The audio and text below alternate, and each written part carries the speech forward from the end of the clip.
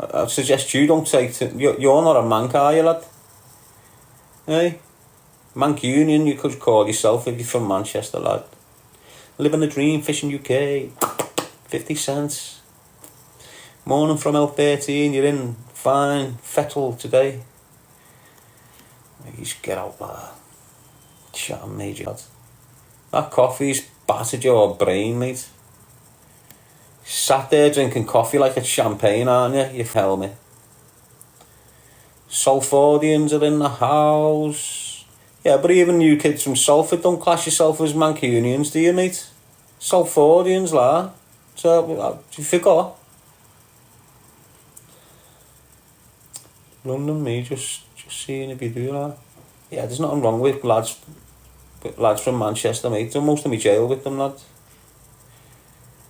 Salford kids are just like any other. It's not even that anymore, lads, is it? It's not even about where you're from. You know, it's how you move, it's the culture you come from, isn't it? So when you're in jail, it's all to do with where you're from, to be honest. If you're part of an organised crime group from Liverpool, you will slot right in with a member of an organised crime group from London. Two ears will lock on like fire, train, eat, connect on the out. Some years won't. You know, just like outside in the organised crime world, you'll have someone you don't agree with and someone you'll just click with. It's exactly the same in prison. So yeah, doesn't matter, mate. If you're decent, you're decent. If you're not a knobhead, you're not a knobhead. That's the way I approach it, always, lads. If you speak to me the way you speak to me the way you want, if I take it offensive, well, there you go. If I take it respectful, when you're getting spoken to back, respectful, aren't you? If you're a knobhead, you're not even coming near me. If you can't conduct yourself constructively within the public eye like this, you're not even getting round me. If you're twisted and off your face on drinking drugs every weekend, you're not getting nowhere near me. Never. Do you understand what I'm saying? That's the way it is. It's up to you who you bring into your life. Yes, Leah Bennett. It's up to you who you let into your life. Pick wisely. When you're young, you haven't got a clue you're letting into your life. But them kids you let into your life when you're younger, they're in your life. You'll see them years later and years later and years later. They just pop up right through your life. Some die before you. Some get more successful than you. Some don't. But they're always in your life. So everyone you meet as a kid stays in your life for the rest of it. If it's not physical, it's memory. Do you understand? How many best mates have you had? That's what I'm saying.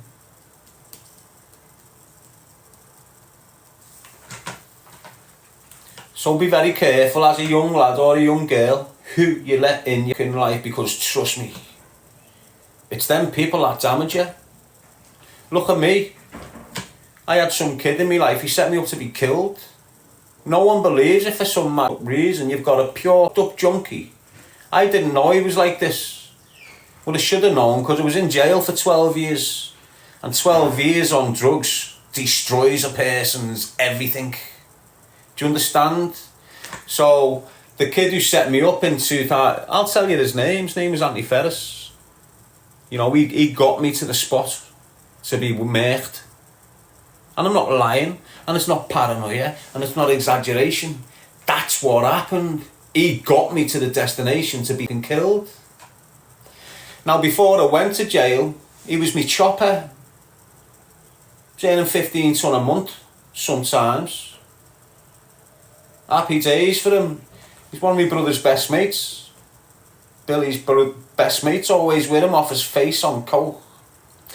Now, when you're on coke and taking tablets to come down off that coke opiate based, you know, you're only in one direction. I should have realised when I come out and went round his house. I only went round to see who they are. Pictures of Billy all over the house, that's why I kept on going there. But as soon as I've gone there, you've got Sonny Carroll. You know, the Lamb's dad, Lee Carroll's dad, up, naughty, smackhead, sat on the kitchen table, gouching. You had Gaynor coming back from the shop with her items. He should have just let me know I'm going into his pad and I'm going into his house, going up to his bedroom and just moaned on the bed, pinned. I should have known. I shouldn't have dealt with these people all in life. Do you understand? And they will sell you down the river. A little bit of pressure. Wham. Yes, Darren, Harling.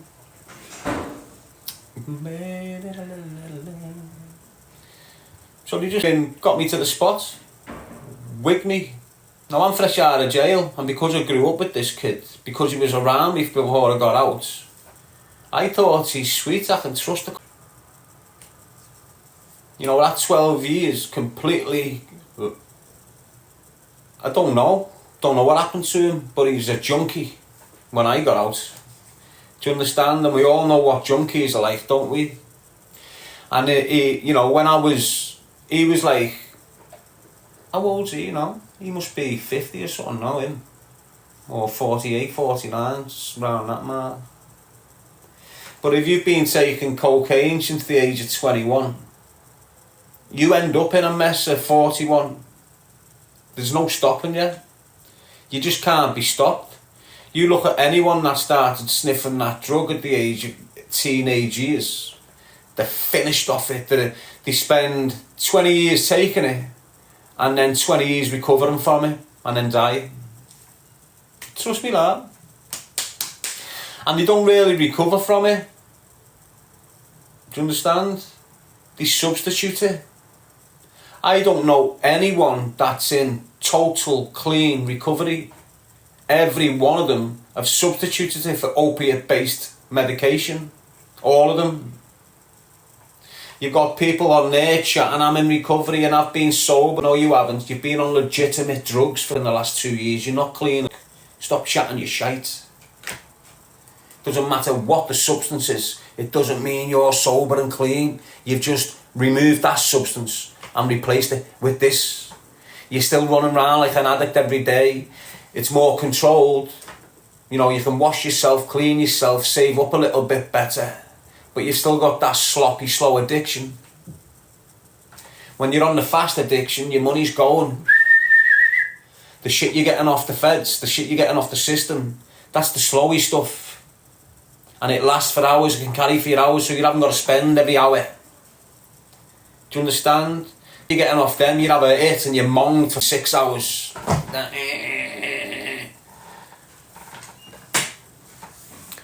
So it does me head in when you've got these people just faking the life out of everything they say and everything they do. But I guess it's not my problem. Yes, Ben, 50. Do you understand what I'm saying? So you're not sober, girl. So you're fed out. Your eyes tell us everything. But, you know, who am I to judge? Who am I to knock anyone's process? I'm just an opinionated scouser. You know, don't take my opinions personal. You know, if you're taking it personal, it's because you're doing what I'm saying. That's the only reason you're taking it personal, because you're doing what I've just been saying. You're practicing what I've just been preaching. That's why you're taking it personal. Yes, Laura? Kieran Reid. And that's a good psychological way of recognising things. You know, when you're just mid-flow talking about all sorts of things that have got, you know, public concern involved. So when I say, for example, I start speaking about a dirty dying coke dealer and they're all rats and you'll have some little coke dealer lose his emotions, lose control of himself and tap in and go, you rat, you. He's just a coke dealer, you little scumbag. You got any documentaries coming out? No, mate. I've never made a documentary. If it did, it would be powerful. And it wouldn't be about me. You know, if I tap into documentary making, it's, you know, there's loads of shit I can tap into. Why? Just because of the story and the wisdom and the knowledge I've gained from the experience I've had. So who would you rather want? Would you rather have someone like... I don't know, I can't even compare myself to anyone because I've never been a presenter in a documentary, have I? So I can't really put myself on the same level of any of the documentary makers, but trust me, would you rather like me talking about them unsolved murders in Liverpool or some bellwith from London? That's what I'm saying. So if you look at the unsolved, I've mentioned it to a few people. There's unsolved murders in Liverpool, right? And if I had the right group of people around me, documentary makers, and I was going to put a post out there and like try and reach out to them families, you know, who's got their sons murdered and there's no justice and they're still waiting for the justice. And I was going to like, if I got this group of people around me who are good at documentary making, for whatever platform, as long as they knew what they were doing, they could approach these mothers and these families and say, look, the police have gone cold. It doesn't seem to be moving forward with the investigation. Are you interested in doing a 90-minute documentary, or will you give us permission to do a 90-minute documentary going deep into this case, going deep into this investigation and putting it out there and raising awareness again for these unsolved murders? And there's 30 or so, and there's more adding to the list as the years are going by. I think there's 2 or 3 over the last 3 years, unsolved murders, mothers, families destroyed, young lads shot dead because of the drug deal and gang culture. You know, and that's a series of documentaries, that's a series, you know, you can, the amount of unsolved murders just in Liverpool alone is massive. And if you do it correct, you know, the awareness you're going to raise, you know, the encouragement you're going to give to people to step forward and share that bit of information they've been carrying all their lives, which is putting them on the drink. Because don't forget, mate, when you're young, it's alright to deal with this pressure. It's alright being involved in these murders and shit like this, but as you're getting older, it's conscience, it's heavy. If you're a young girl that's been around a fella and you're aware of little bits of secrets where you've probably developed drugs addictions or drink addictions, just like that kid over there who was dealing with trauma from his parents. Exactly the same weight, exactly the same heaviness that you're carrying this big dirty secret, because you know that young lad's being shot dead and you've got the dirty secret that can help that family. And that's what them sort of documentaries do. Yes, Tez. You know, they pull on the heartstrings. They make people more, you know, aware to the impact upon the family of these kids that are being shot dead. Just because this kid's a bit of a nutter, because he's having beef with that gang. Majority of the time, the ones that are getting took out are the ones that are not taking the shit. Yeah, you might get the little rats that are taking stashes and getting done. But the majority of the time, when you've got gangs moving to these little game kids, it's because they're shocked and you've just got to get rid of them.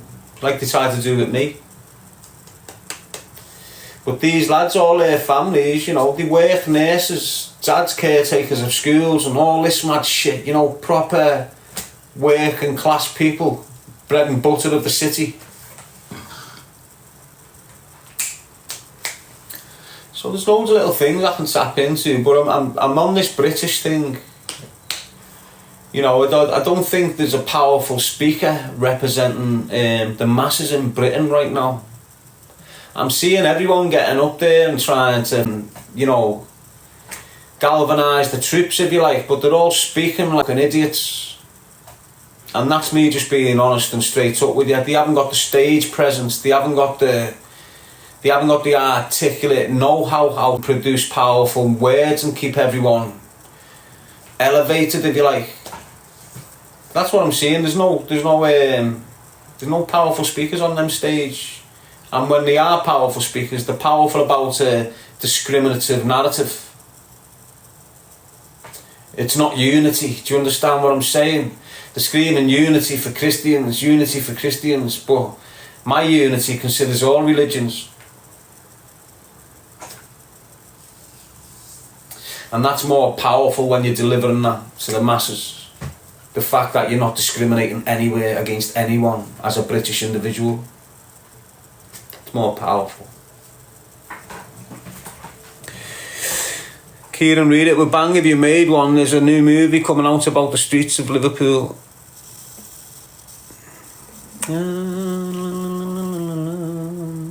I know, lad, but you just know. You just know it's gonna... See what all these...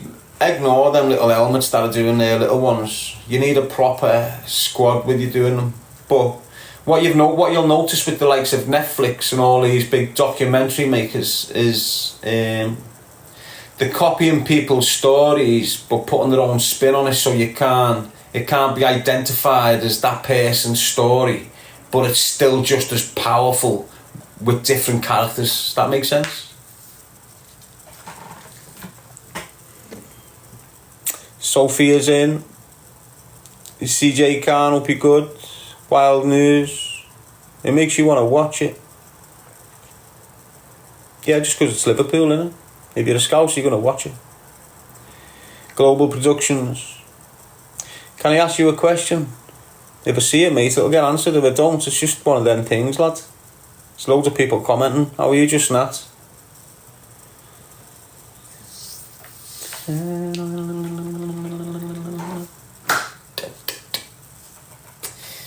Yeah, so there's loads of things I've been looking into, but it's hard for me, isn't it?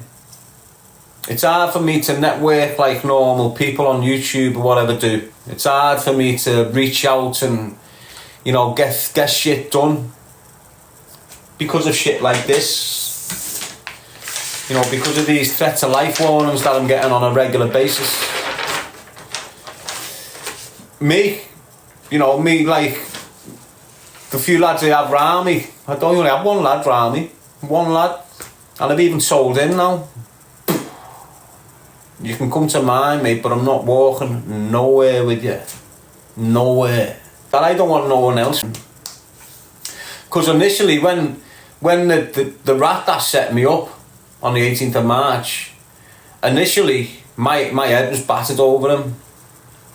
Do you understand? I was gutted. Devastated, actually. Another lad, another close friend of the family that stood next to me could possibly die. That's what was going through my head initially. You know, like with Craig, lad stood next to me, lost his life. Here we go again. Lad stood next to me, almost lost his life. Well, he never deliberately stopped. He could have lost it through loss of blood, but you understand what I'm saying? So initially on that situation, mate, I was hurt, mate.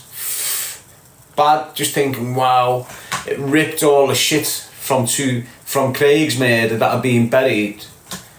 Because I've had another mate next to me and now he's being shot, it sort of ripped all that shit up from Craig's.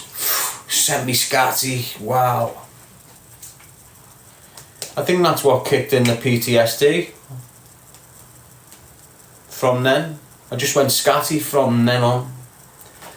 Honest to God, from that incident on, I just went scatty.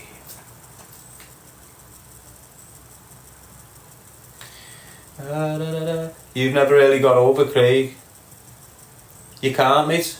You can't get over such a volatile ending to such a close person in your life, mate. Especially when you're present. And especially when you were the target. And what happened to me, I agreed to do that documentary, didn't I? With Panorama. So I agreed to do that documentary. And I thought, I'm dealing with this. I'm strong again, I'm dealing with it. I thought, yeah, I'll do this documentary. And they asked me as part of the documentary, is it okay if we go to the spot where Craig was murdered? So when they drove me to that spot, I just broke down. Just crumbled. Because I was reliving the moment right there and then.